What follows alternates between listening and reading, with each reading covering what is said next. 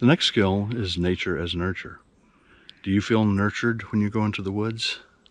Is there some rejuvenating property that you find in nature? If you look around, you can see evidence of nurturing in nature. New plants, mother birds taking care of their young. All throughout nature we have examples of how nature nurtures.